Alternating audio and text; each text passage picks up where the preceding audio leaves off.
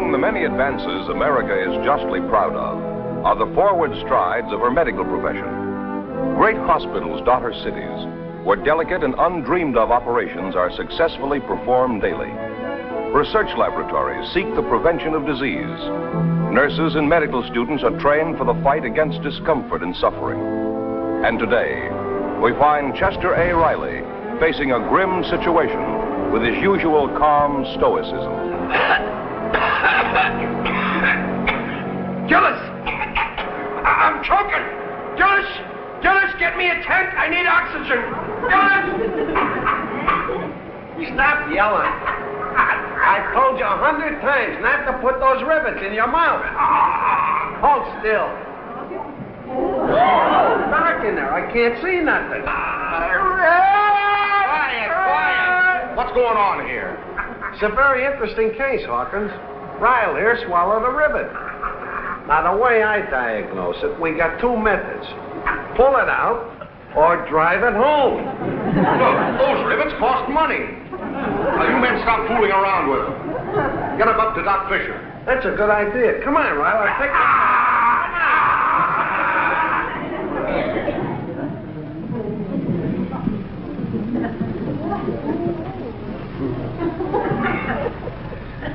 There we are.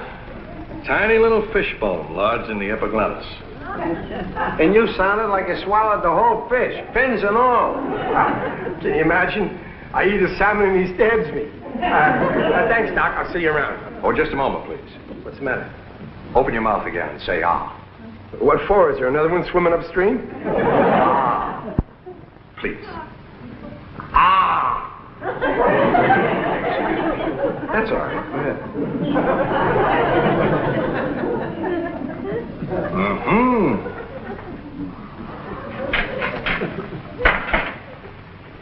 Oh, that's all right. You can shut your mouth now. I'm okay. Doc? You will be as soon as they're removed.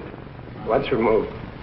You can't see my appendix from way up there. You have enlarged and inflamed tonsils that ought to come out. What for? I've had them all my life. They're attached to me. In their condition, immediate and serious complications can develop. I've had them all my life. He's had them all his life. Tonsils can be a contributing factor in rheumatic endocarditis, septicemia. You're a sick man, Ryan. You got the book. I would say an immediate operation is necessary. Operation? There's no cause for alarm. A tonsillectomy is as simple as your ABCs. Well, I had a lot of trouble with them in the second grade. I'll make arrangements for you at the hospital. Let's say in about a year, huh, Doc? I'll arrange it for tomorrow. Come on, Ryle. You're all through. Get me to Cottage Hospital, please. You can do it now, Doc. He's passed out. Come on.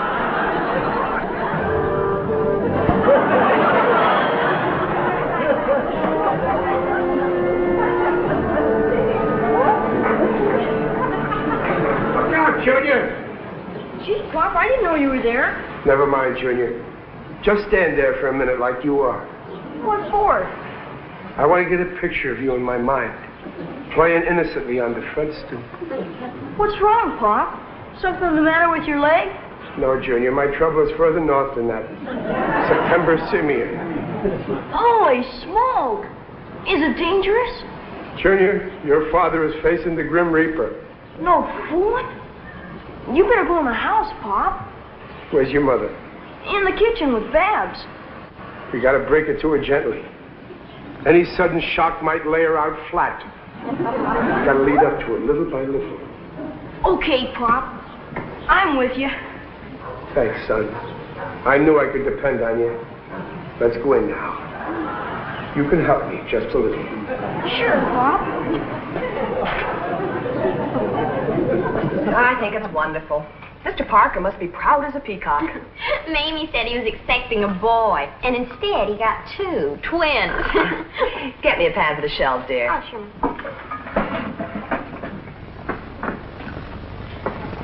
Oh, here comes Daddy, and he's walking with a cane. Oh, I hope he hasn't turned his ankle again. Oh, Riley. Well, what's wrong? Did you hurt yourself, Daddy? Here, sit down. It's nothing. Don't bother about me. What is it, dear? I can see by your face that there's something wrong. Here's a pillow, Perm. Thanks, Junior. You want to put on your slippers? Well, if you want to, Junior, I don't think they'll fit you. Stop this foolishness, dear, and tell me what's the matter. Sit down, Babs. You too, Peg. I want to see you as I'll always remember you. Working your fingers to the bone. Best family a man ever had. All right, Riley, let's have it. I saw Doc Fisher today. You saw the doctor. What about? Be brave, Peg. Take this standing up like the pioneer I know you are. Daddy, what is it? Riley, what's the matter with you? Tonsils. The doc says I gotta have them both out at the same time.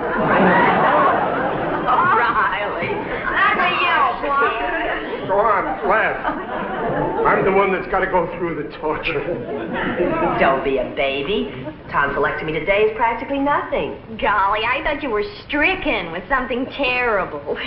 I thought he was going to kick the bucket. Keep going. It's a big joke. I'm glad my tonsils tickle everybody. Sorry, dear, but there's nothing really to get excited about. Nothing to get excited about, she says. All they're going to do is rip my throat from ear to ear and tear out my tonsils. They don't cut your throat, Daddy. They just snip them out through your mouth. Kid at school had them burned out. Nobody's shoving a blowtorch down my throat. I'll go to the hospital tomorrow. Now be sensible, dear. I'll go with you. If they have to go, they have to go. Yeah, but I don't want to go with them. Daddy, you're a brave man. You're no coward. Yeah, that's right, Babs. I ain't yellow. I can go through with it. Well, that's the spirit, dear. Ah, boy, Pop. Sure. It's a simple operation. The doc explained it to me. There's nothing to it. All they do is take a big pair of shears about that long, and then they shove them down your throat. And then they chop and chop and chop.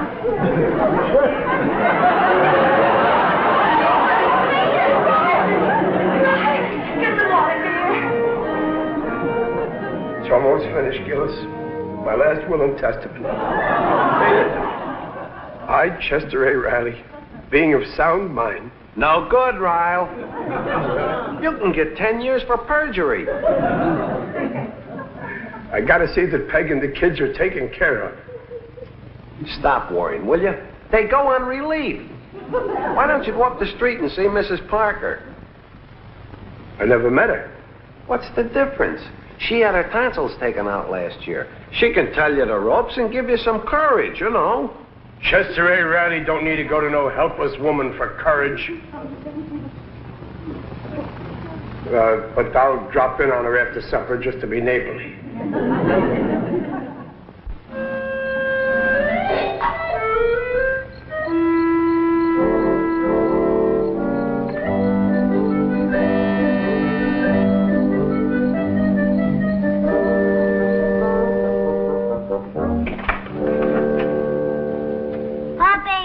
Don't want any. Well, no, I'm Chester A. Riley. I live down the street. I'd like to speak to your mother about the hospital.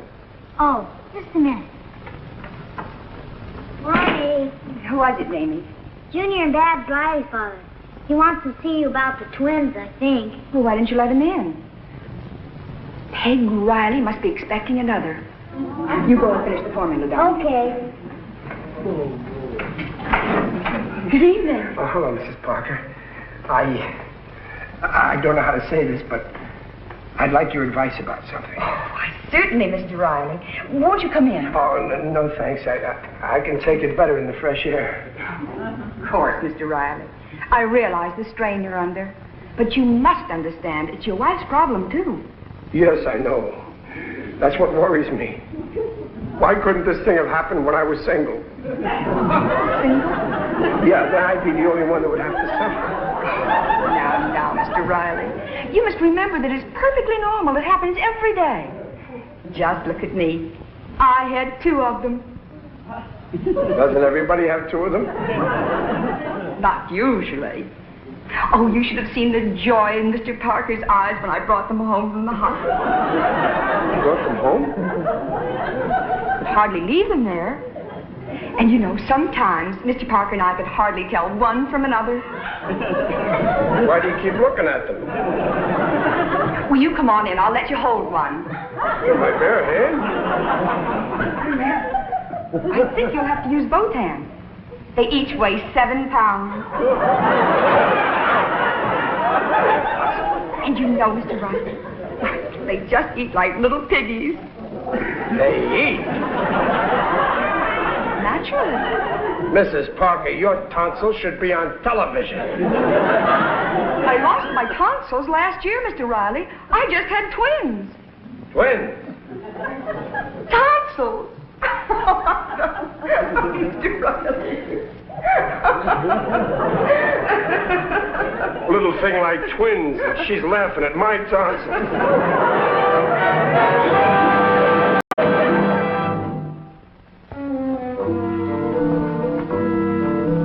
Chester A. Riley's last will and testament. Oh, stop it, Riley. Don't be ridiculous. You're not going to die, Daddy. They only cut your throat a little. Kindly let me go on. Being of sound mind, excepting tonsils, do hereby to wit and ergo leave to my beloved wife, Peg, better known as Dumpling, my entire bank account, including to wit $15, which you will find in the radio behind the little tube on the side. So that's why we couldn't get KGEB. Don't interrupt, Junior. To my son and pal, Junior, I leave my good name. He's already got it. Well, I've had enough of this nonsense. We're late already. Dr. Fisher will be waiting. Just a minute, Peg. Let him wait. You haven't heard, but I left Babs. To my darling Babs, who won't have a father to guide her when she goes out with boys, I leave my air rifle and these 2 words. Watch out.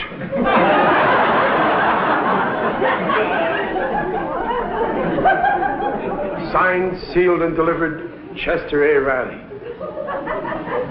Those are my last words. Well, I should hope so. Get out of the car. Wait! Don't move. Let me take one last look at my darling family. Oh, for heaven's sake. Seeing you all together like this brings a big lump in my throat. That's your tonsils, Riley. Come on, we'll get them out.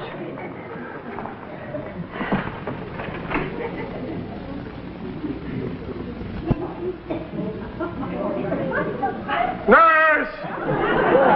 Mr. Riley, You better feel my pulses again. I just took your pulse. Oh, no wonder it's going. You're perfectly normal. Well, that ain't what everybody else says. May have a point. Now give me your arm. What for? I'm going to give you a sedative to quiet you. I don't need no quiet. No, but the hospital does. Your arm. You want to stick that sword into me? It won't hurt. Just turn your head away.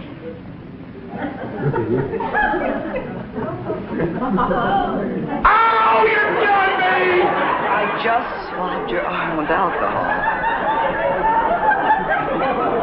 I ain't used to it. I don't drink. You won't feel it. Just close your eyes. All right, get it over with. The suspense is awful. Ow! Stop yelling. It's all over. It's funny, a little bleeding. Now just try and relax. How can I relax with nobody with me? Where's my late wife? She's in the waiting room. She'll be with you as soon as you get back from the operating theater. Get her. You mean they're going to sell tickets to see me? It's a term for surgery. I'll be back with an order. With your anesthetic. Bring me something to put me to sleep, too.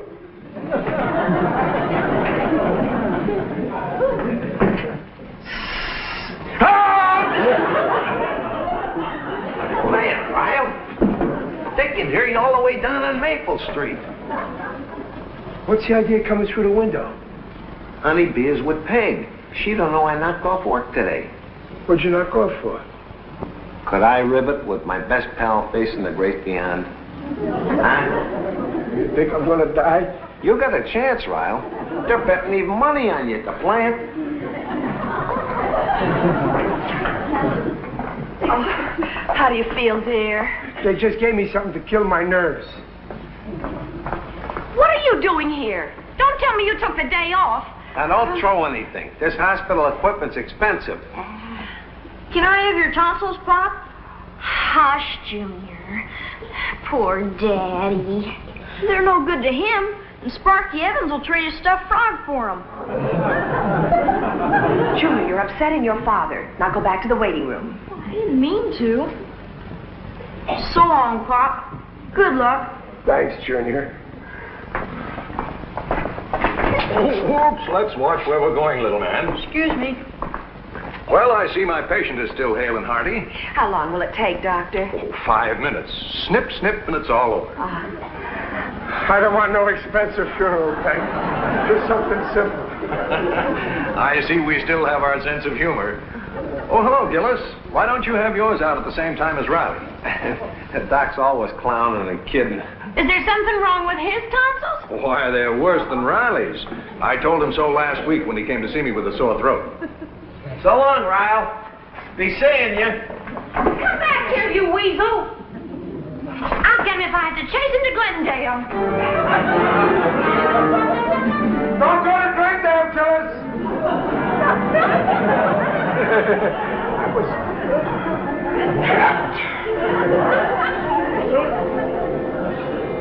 Why do you think I'll have to strap him in the chair? Nurse's intuition. A simple tonsillectomy, and you'd think he was facing brain surgery.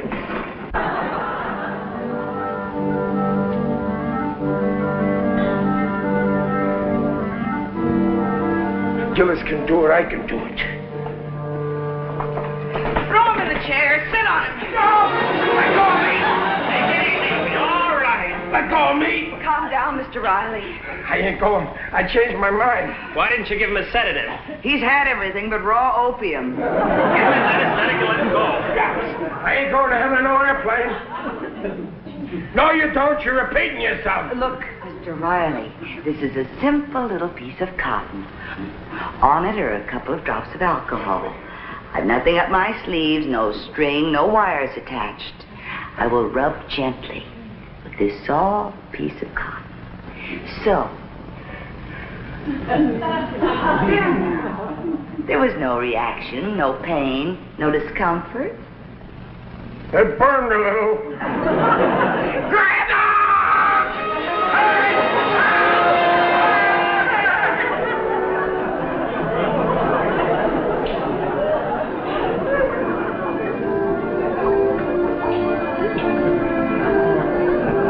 I ain't going in. We're very sleepy. No, I'm not going. Very sleepy. I'm very sleepy. That's right. Close your eyes. You're sleepy.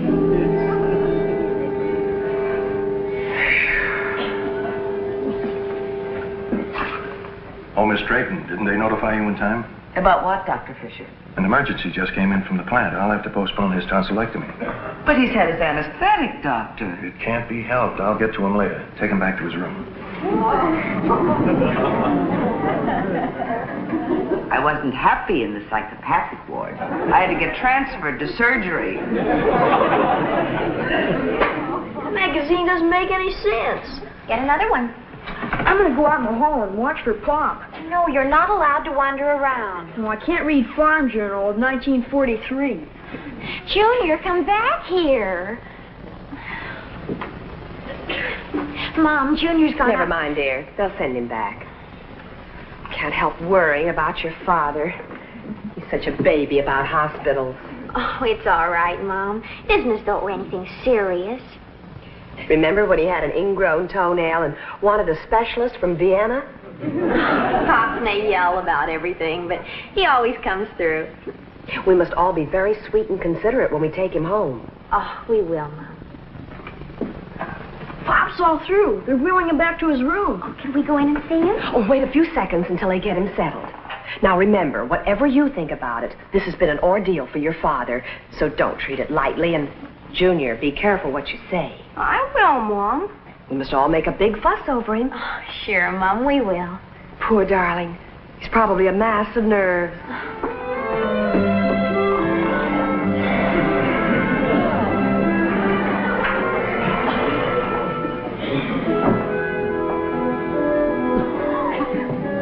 Just the same as he is at home.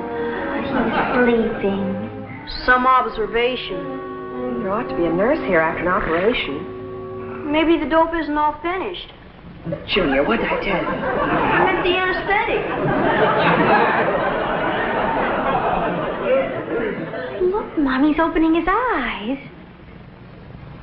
I must be in heaven. I can see my wife and children. Oh, you're in your own room, dear. We're right here with you. The operation is all over. How are you feeling, Daddy? Awful. My throat is killing me. Did it hurt much, Pop? It was agony, but I took it. You were under an anesthetic, Daddy. It didn't make no difference. I dreamt I was having my tonsils taken out. What a dear. No, I couldn't. Nothing could pass my throat. Well, just try. Go ahead, Pop. I know you're brave. I'll try it for you, son. Oh! Did it hurt, Daddy? Not much. It was just excruciating. Well, it sounds better. Not quite so hoarse. Try another sip, dear. It's doing you good, Pop. Take some more.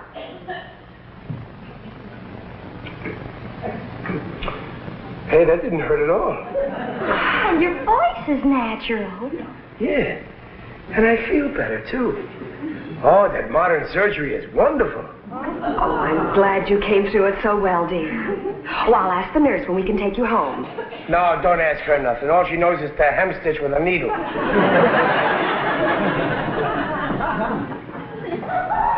See that? She's got her sewing basket with her. Oh, he says he feels very well. I feel great. I'm ready to go home right now. Oh, fine.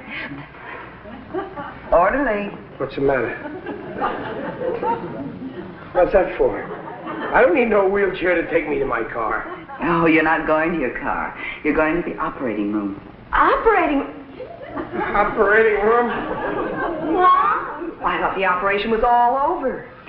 Believe me, Mrs. Riley, it would be my dearest wish. You mean I was up there and the doc didn't, and you're gonna...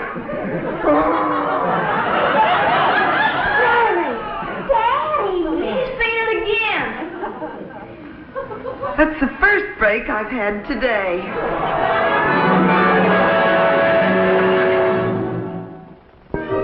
There we are. Thank you, Peg. You see, dear, the operation didn't hurt as much as you expected now, did it? Well, that's because I'm the kind of a man who can take it. Oh, I know, dear. You were as brave as a lion. Peg. Yes, dear. I was only kidding about that $15. There really ain't no dough in that radio. There isn't now. It'll go towards paying your hospital bill. Oh, my throat. Oh, quit stalling, Riley. $15 can't hurt that much. Here's your ice cream, Daddy. It'll taste nice and cool. Thanks, Babs. Hey, Pop! Hey, look! There's an ambulance parked in front of Mr. Gillis's house. They got the wrong house. They're coming back for me. No, they're not. It's Mr. Gillis. What? Hey, cut it out. Let me go, will you? I want to keep my tonsils. You got yours, I want mine. Can you imagine that dope Gillis making such a fuss over a little thing like losing his tonsils? Oh, you must remember, dear, everyone isn't as stoic you are. That's right, Peg. You married a Tarzan. Oh, my throat. Oh, my God. Oh, brother.